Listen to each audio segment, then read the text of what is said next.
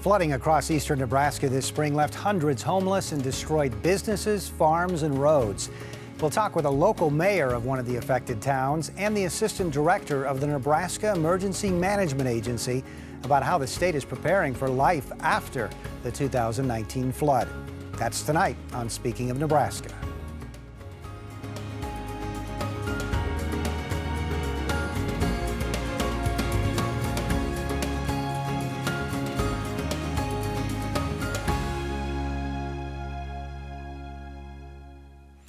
Thanks for joining us on Speaking of Nebraska. I'm NET News Director Dennis Kellogg. Tonight we'll hear the latest news from the State House, but first we're taking a close look at the impact of historic flooding across Nebraska. As Bill Kelly of NET News reports, Nebraskans are struggling with both an economic and personal cost. The first of the streams overflowed on March 13th in counties along the South Dakota border. In the first few hours of the disaster, water forced dozens of Nebraskans from their homes.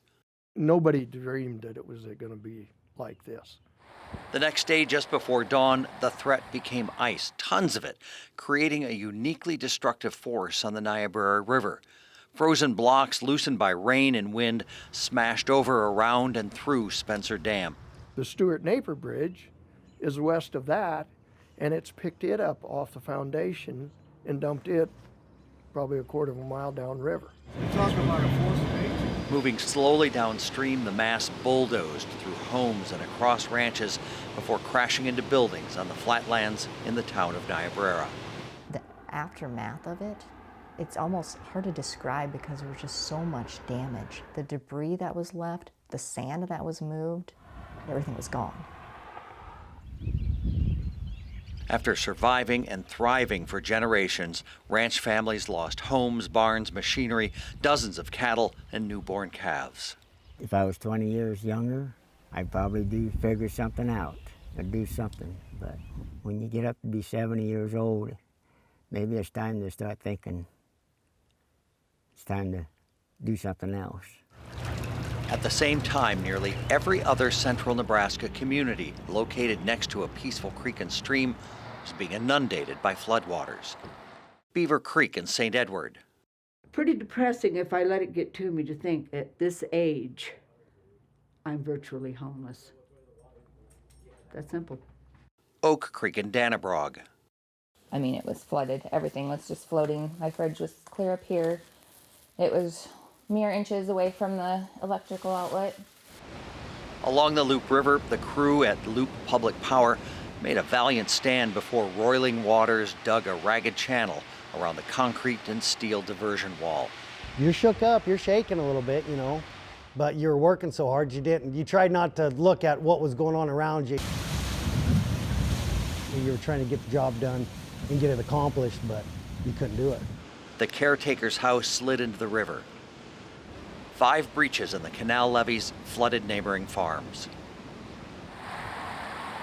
The Loup poured into the Platte along with scores of smaller streams, taking out Columbus and Schuyler and North Bend before turning Fremont and Valley and Waterloo into islands cut off from the rest of the state. My dad's house is 4.5 foot above the ground, and he's got at least 2 inches of water rolling through his house. Hundreds of people caught off guard by the speed of the water relied on volunteer fire departments, police, and the National Guard to get them to higher ground. You know, it's a life and death situation, and it came up quick.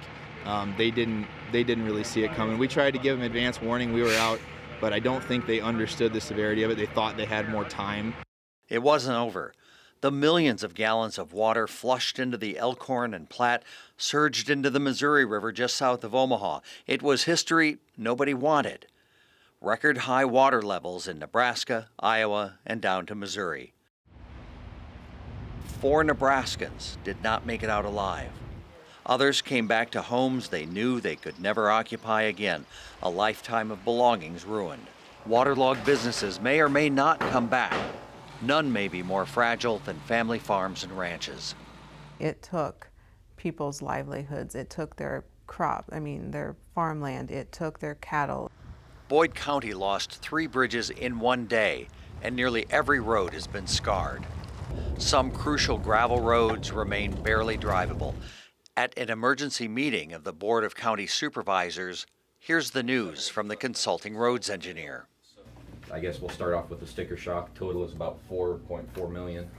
That's a $4.4 million bill to pay, and it outstrips the entire Boyd County budget for a year. The 1,900 people who live here will have to divvy up the cost. We're gonna have to be real creative, I guess. We don't know yet. We're working on it because everybody depends on the roads to get to town everywhere, and kids to school, and mail delivered, and so we gotta do something. A fast-track disaster proclamation from the president meant the Federal Emergency Management Agency, FEMA, could move quickly. Nebraskans battered by the floods could apply for individual assistance loans. Thousands have, but many others have yet to register for the program. In the Midwest, we are very proud folk. A lot of times we do not want to ask for help, and we've learned that here in Nebraska. There are certain communities that were heavily impacted by the floods, and they're just not asking for help.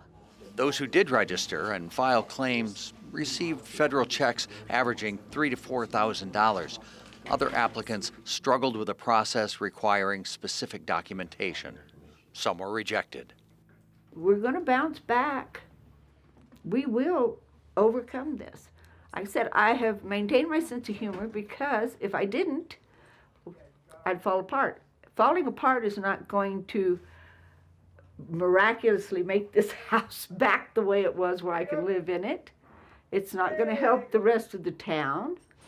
It was absurd for anyone to ask, have you ever seen anything like it? No one in Nebraska, no one, had seen the likes of the March flooding. For NET News, I'm Bill Kelly.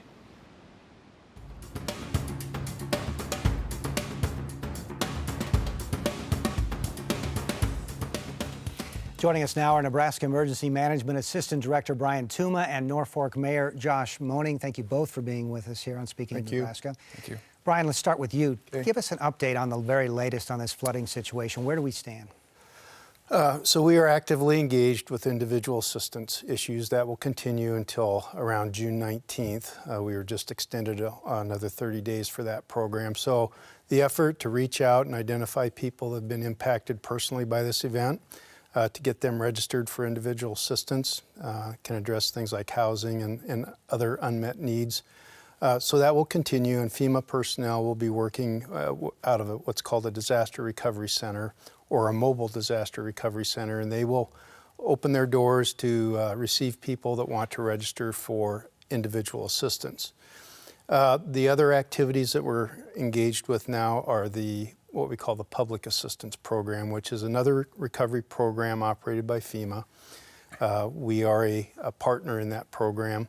And the effort there is to reach out to the local jurisdictions or the eligible applicants, and that can be a government entity, could be like a private not-for-profit organization, and in some cases we have faith-based organizations that can be eligible applicants. So right now we are registering people for the Public Assistance Program. We ask that they submit their information so that we can then go out and contact them, get more specific information, and at some point in the not too distant future we'll have about another 168 FEMA personnel who will begin writing projects on the Public Assistance Program.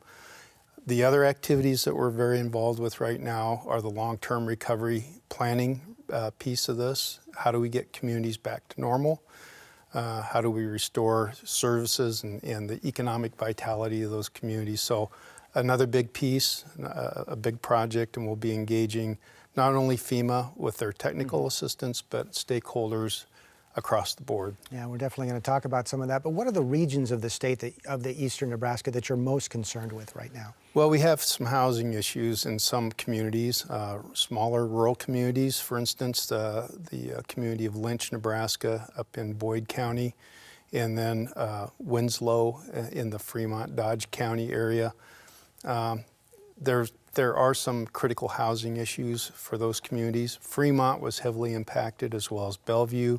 Those communities have formed housing task forces. They're working through the issues. And so our goal right now is to really look at what's a short-term housing solution for most folks.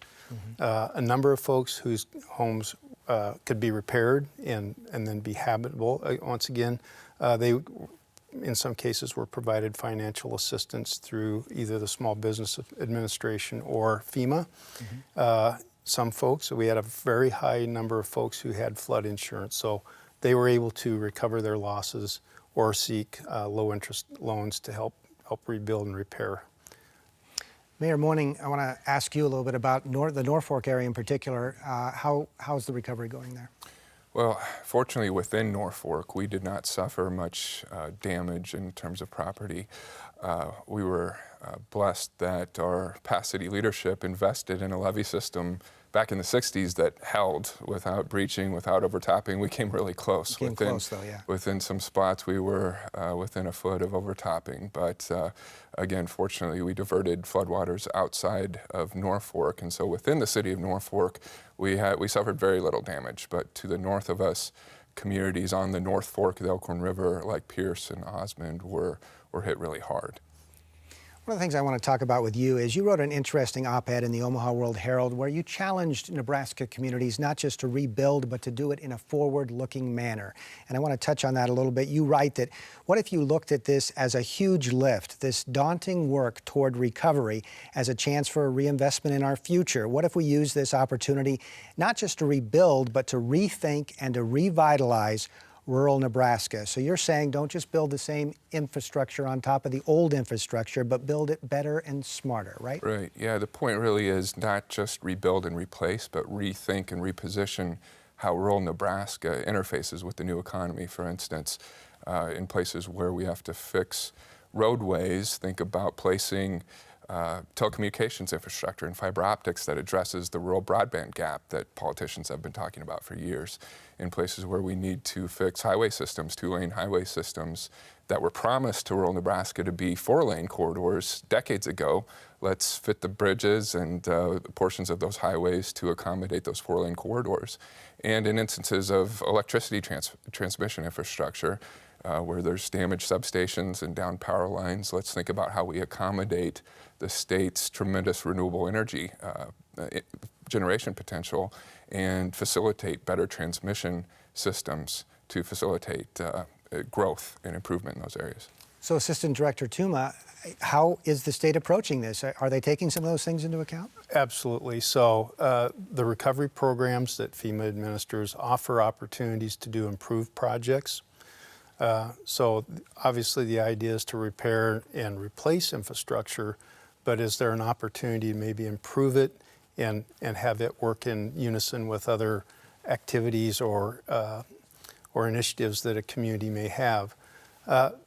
Hazard mitigation programs are another program that's administered through FEMA with the cooperation of the state. Hazard mitigation dollars are really intended to address deficiency in infrastructure or to rebuild infrastructure so that if it's impacted in the future, you don't sustain as heavy a loss or maybe no loss at all. And there are certainly opportunities where the hazard mitigation dollars can be factored into rebuilding and repair strategies. We are forming a long-term recovery group, and so FEMA does provide technical assistance on that, but the state has to provide kind of the local knowledge, the leadership, the vision, and you have to engage a number of stakeholders to accomplish that. So it's not just government, it's others.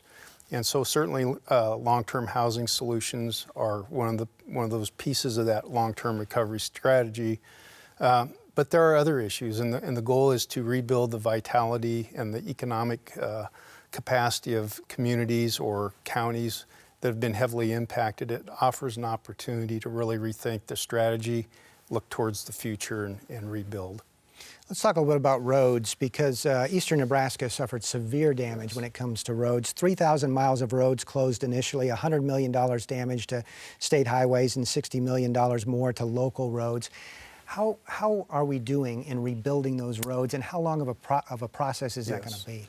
So we have, well, at one point we did have almost 3,000 miles of roads closed. That was on the state highway system. and there's maybe a dozen miles now that are closed. Most of that due to several bridges that were washed out, or heavily damaged or destroyed.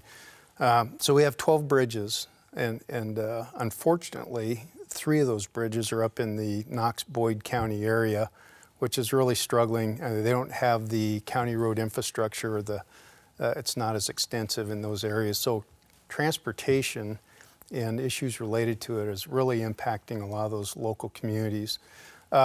So there is a task force that's looking at the road, the state highway system, as well as working with the local officials on how do we repair and replace the county road infrastructure. So we know we have a lot of bridges, culverts, and just road beds that have been absolutely destroyed. The FEMA Public Assistance Program can provide assistance to address the rebuilding and repair. That's a reimbursement program. So one of the difficult things is for counties to identify whether they have existing revenue or they're going to have to go out and borrow against those projects, rebuild, and then seek reimbursement from FEMA. Mayor Moning, I want to go back to your op-ed, and I'm going to get there in a second, but the New York Times had an article this week, and the headline read, "In flood hit Midwest, mayors see climate change as a subject best avoided." So the article says that mayors are just skittish about talking about climate change, saying it's politically risky, and they want to focus more on levee heights and water management, those kinds of issues. You seem to be willing to go there because in your op-ed, you again write, what if we prioritize disaster control infrastructure to protect our communities in a way that begins to expect that 100 or even 500-year floods just might be more like 10 or 15-year floods? So it seems you're not backing away from taking into account solutions that do include the impact of climate change. Is that a political risk for you? Well, I think regardless of political buzzwords, we have to deal with reality on the ground in rural Nebraska. I moved back home to Norfolk from Lincoln about 10 years ago, and in 2010 there was extreme flooding on the Elkhorn River, and that was considered to be a 100-year or even a 500-year flood at that time. Here we are less than 10 years later, and we have another flood of similar magnitude, if not greater. And we just have to, in our rural communities, find a way to deal with it. Again, we were lucky in Norfolk that past city leaders worked with the state, worked with the federal government to build up disaster control infrastructure that saved our community from millions and millions of dollars of loss and loss of life. I think it's an important point as we move forward. How do we address disaster control infrastructure that comes to assume that these big weather events are going to be more and more common in the future? And this, as long as we're on politics, let's talk a little bit about another solution that you bring up. You say that Nebraska has a governor and a congressional staff that knows President Trump very well. President Trump benefited greatly from Nebraska being a Republican state when he was elected in 2016, and it's probably going to need Nebraska and many other states again in 2020. So one of your suggestions is maybe, using that familiarity that they have with the president to maybe push some of this funding and the relief effort forward. Sure. I think the timing is good to leverage some of our political capital. And again, President Trump benefited from the political support of rural Americans across the country. And I think it's time for us to say, look, we're not even talking about, in some cases, 21st century infrastructure. We're talking about 20th century infrastructure in the way of 4-lane highways that make simple connections between our major communities. And that creates benefit in public safety and economic development and growth, and it creates opportunities in rural Nebraska where they don't exist otherwise. And so I think the timing is right, given the talk of infrastructure at the federal level, to say, look, we can do some things in rural America that will benefit not only us, but the country as a whole in terms of what we do in terms of food production and energy production. Brian Tuma of NEMA, let's talk agriculture. Farmers Yes. and ranchers hit very hard because of the flooding and the blizzard that happened the exact same week. What's the outlook for agriculture? Well, we know we sustained a lot of loss to livestock during the blizzard event. And then obviously with the amount of precipitation that hit us and the flooding, again, a lot of livestock loss. So the USDA was engaged very early on. We had several activities related to identifying where herds were stranded so that we could get feed to those herds, or to simply identify where the loss was at and then make arrangements for proper disposal. So farmers are going to sustain a lot of loss. We know we have a lot of crop land that sustained heavy damage due to silt and debris deposited on the ground. So there are mitigation strategies around that where they can go in and remove that dirt, try to restore that property over time. There are programs that help sustain farmers during that loss of production phase. USDA does have a very heavy presence, and what we've always encouraged our agricultural producers to do is contact their farm service agency representative in their county, identify the programs that they might be eligible for, and try to address their needs as best as possible. And we're blessed. We have a tremendous amount of volunteer or donation activity. So we have a number of producer groups that are very involved with fundraising. We had a tremendous amount of hay and fencing materials that have been donated to the state of Nebraska for distribution to the farmers that need it the most. Just have about a minute left or so. Mayor Moning, I want to ask you, are you optimistic about the future, about where we're heading with the recovery efforts and how we're going to take these recovery efforts forward? I think if we continue to work together, and I want to compliment Mr. Tuma and the state of Nebraska for engaging with FEMA and working collaboratively to address the immediate emergency needs of our communities, and really getting at getting roads back open and doing the things that need to be done to return some sense of normalcy to our communities. But I think, to answer your question, if we really focus on how we not only rebuild and replace, but reposition rural Nebraska while we're doing this work, there can be some great benefit for our rural communities. A lot of rebuilding and a lot of recovery ahead, without a doubt, but Nebraska's strong, right? I mean, we've seen it. Yes. Nebraskans have responded. So, Josh Moning, the mayor of Norfolk, and Brian Tuma, the assistant director of the Nebraska Emergency Management Agency. Thank you both for being with us on Speaking of Nebraska. Thank you. Thank you. This interview and tonight's program are available on our website. Just go to netnebraska.org/Speaking of Nebraska.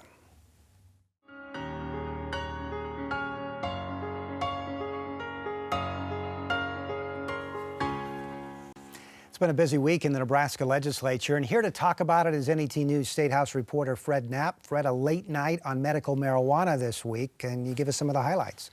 Yes, well, this was a debate on Senator Anna Wishart's proposal to legalize medical marijuana for a list of specific conditions, people with cancer or AIDS or Parkinson's.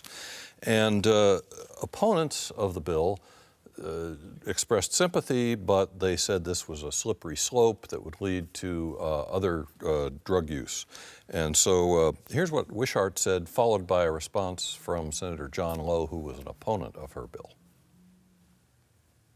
What I'm concerned about is the veteran or the cancer patient who comes to my office and is self-medicating using something they bought illicitly off of the street, where you don't know what the quality is of that, or they've driven to Colorado and they're coming back, they're risking potentially a criminal record, and they're using recreational cannabis and they're not consulting with the doctor. This is a slippery slope. And no matter if we start out with a conservative medical marijuana bill, or if we start out with hemp, or if we just go directly to everything and include the mushrooms and marijuana and everything else, we are on our way down a bad direction. So 3 hours of debate on this. Where did it end up? Well, under Speaker Scheer's rule, there was no vote. It went off the agenda and would not come back on unless Senator Wishart said she had enough votes to overcome a filibuster. She says she does not, so the next step is a petition drive, which she has endorsed, to put medical marijuana on the November 2020 ballot. It could compete there with another petition drive that's also been filed, which would legalize every form of cannabis, including recreational, and leave it up to the legislature to flesh it out, the bills. Also this week, Speaker Scheer announced that the legislative session is going to end on May 31st instead of June 6th, adjusting that previous schedule. What kind of an effect is that going to have on the legislation that's still pending? Well, there are two major proposals still pending. One is an economic development / corporate tax incentive bill, whose speaker, Senator Mark Colterman, says he has enough support to bring it back after, once again, 3 hours of debate. The other one is the massive tax shift / school financing change that Senator Lou Anne Linehan has proposed. That also had its 3 hours of debate.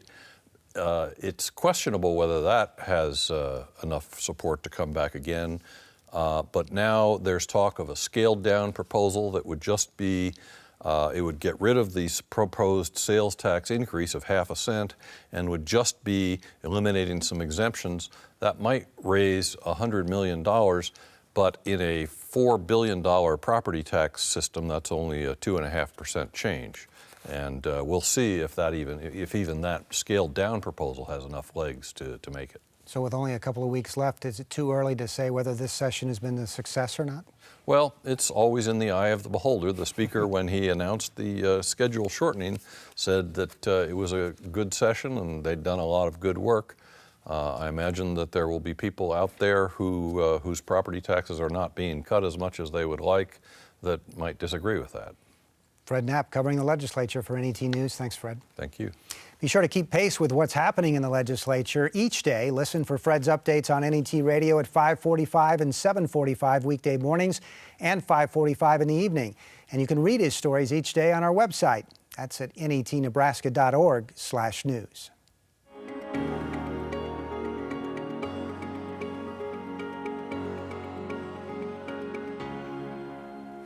More than 1 billion pounds of pesticides are applied every year on U.S. crops. Tune into NET Radio next week for 3 signature stories from Harvest Public Media. On Monday, a look at the toxic chemicals some field workers may be exposed to. On Tuesday, how the law meant to protect those workers falls short. And on Wednesday, marijuana is the only crop in America that has 0 federal regulation on pesticide use, leaving states to create their own. Look for those stories and all of our signature stories online at netnebraska.org/news and on Facebook and Twitter. Just follow us at NET News Nebraska. That's all for this week on Speaking of Nebraska. Thanks to Brian Tuma and Mayor Josh Moning for joining us.